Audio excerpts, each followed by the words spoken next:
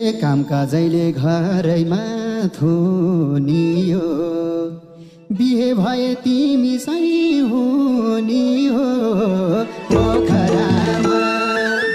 कामका जैले घरैमा थुनी बुझेकी छु मलाई गफलाई राको समाचार त आइरहन्छ बाहिरको